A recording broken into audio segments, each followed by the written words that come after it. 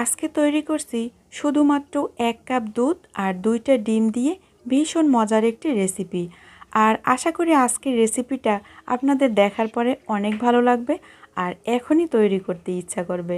আর এই রেসিপিটা তো বাসার ছোট থেকে বড় সবাই খুব পছন্দ করে।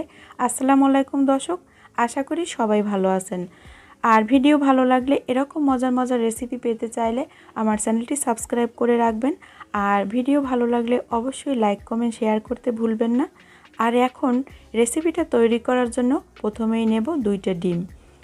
তো আপনি যদি বেশি করে তৈরি করেন সেক্ষেত্রে কিন্তু 3টা অথবা 4টা ডিম দিয়ে এই রেসিপিটা তৈরি করতে পারবেন। আর দিয়ে দেব 3 টেবিল চামচ পরিমাণে চিনি। আর চিনিটা আমি যতটুকু দিয়েছি এটা কিন্তু 2টা ডিমের জন্য একদমই পারফেক্ট আছে। আপনারা চাইলে চিনির পরিমাণটা আর একটু বেশিও বাড়িয়ে দিতে পারেন। আর আমি যে এই ডেজার্টটা তৈরি করছি, ডেজার্টটা কিন্তু 4 জনের জন্য তৈরি করছি আর 4 জনে একদম মন ভরে খেতে পারবে। তো এখন সব কিছু ভালোভাবে একটু মিশিয়ে নিয়েছি। আর এখন আমি একটু ডিমটা আর দুধ দুটোটাই আমি মেপে নেব। মেপে নেওয়ার কারণে কিন্তু এই রেসিপিটা খুব ভালো হবে। আর এখানে দেখতে পাচ্ছেন পুরো 1 কাপ কিন্তু 2টা ডিমে হয়নি। তো এখন আমি পুরো 1 কাপ যেহেতু হয়নি কিন্তু আমি পুরো 1 কাপ দুধই এখানে ইউজ করব। তো আমি 2 কাপ দুধ জাল করে তারপর 1 কাপ করে নিয়েছি। তো এখন আমি এই যে 1 কাপ দুধ অ্যাড করে দেব। এখন সব কিছু আবার একটু ভালোভাবে মিশিয়ে নেব। আর এখানে আগেই বলে রাখি, আপনি চাইলে এখানে ভ্যানিলা ফ্লেভার অথবা যে কোনো এসেন্স ইউজ করতে পারবেন, তবে আমার কাছে কিন্তু এলাচের ফ্লেভারটা বেশি ভালো লাগে, তাই জন্য আমি এলাচের ফ্লেভারটা ইউজ করছি। এখন ভালোভাবে একটু নেড়েচেড়ে নেব।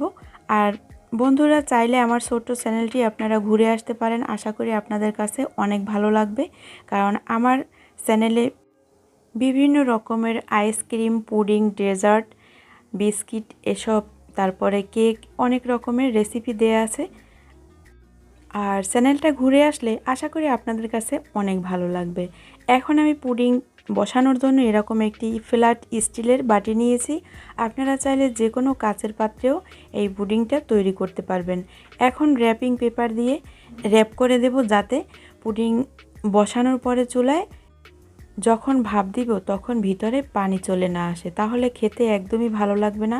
আর আপনাদের কাছে যদি র্যাপিং পেপার না থাকে সেক্ষেত্রে একটি কাঁচের ঢাকনা মানে প্লেট এরকম বুট করেও দিতে পারেন, সেক্ষেত্রেও র্যাপিং পেপারের কাজ করবে। আর এইদিকে এরকমের মোটা একটি ফ্রাই প্যান নিয়েছি গর্তযুক্ত। আর এখানে আমি 2 পিস টিস্যু দিয়েছি, আপনারা চাইলে একটি সুতি কাপড় ভাঁজ করেও দিতে পারেন। আর এখন দিয়ে দিয়েছি 2 কাপ পরিমাণে পানি। পানিটা যেন বেশি না হয় সেদিকে লক্ষ্য রাখবেন, তাহলে কিন্তু ভাপে দেওয়ার পরে ভিতরে পানি চলে আসতে পারে। তো এই টিস্যুটা দেওয়ার কাজ হলো বাটিটা বসালে আর পানি যখন বুদবুদ হবে তখন আর বাটিটা নড়ানড়ি করবে না। তো দেখতে পাচ্ছেন বাটিটা বসানোর পরে পানিটা কিন্তু বাটির 3 ভাগের 1 ভাগ হয়েছে। তো এখন এরকম একটি ঢাকনা দিয়ে তারপরে ঢেকে আমি 2 থেকে 3 মিনিট হাই আঁচে জাল করব। এরপরে ঠিক ঘড়ি ধরা 20 মিনিটের মতো এটা দমে বসিয়ে রাখবো, মানে 20 মিনিট মিডিয়াম টু লো আঁচে আমি জাল করতে থাকবো। আমার মনে হয় না 20 মিনিট লাগবে, তার আগেই কিন্তু এটা হয়ে যায়। আর ঢাকনায় যে ছিদ্র থাকে এটা কিন্তু অবশ্যই বন্ধ করে দিবেন। এই যে দেখতে পাচ্ছেন পানিটা কিন্তু আমি র্যাপিং পেপারটা না দিলে ভিতরে চলে যেত।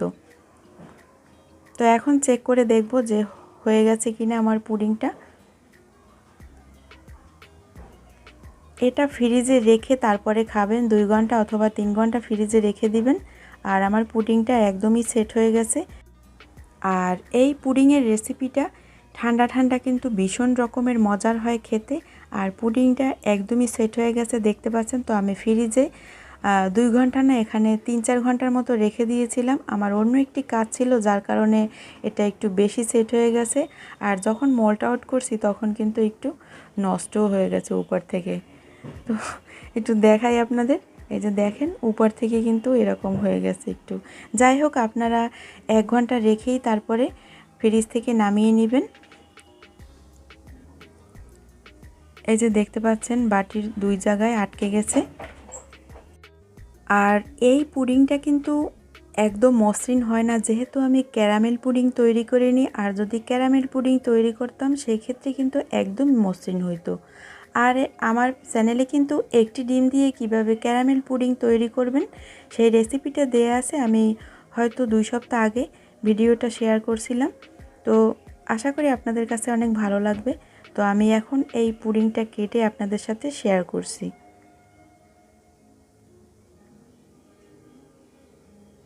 তো দেখলেন তো কত কম সময়ে এত মজাদার একটি ডেজার্ট তৈরি হয়ে গেল। আশা করি আজকের রেসিপি আপনাদের কাছে অনেক ভালো লাগবে। আর বন্ধুরা, আমার ভিডিওটি যদি আপনাদের কাছে ভালো লেগে থাকে, এরকম মজার মজার রেসিপি পেতে চাইলে আমার চ্যানেলটি প্লিজ সাবস্ক্রাইব করবেন। আর জানাতে পারেন আপনাদের মূল্যবান মতামত, পুডিংটা কেমন হয়েছে অবশ্যই কমেন্ট বক্সে কমেন্ট করে জানাবেন।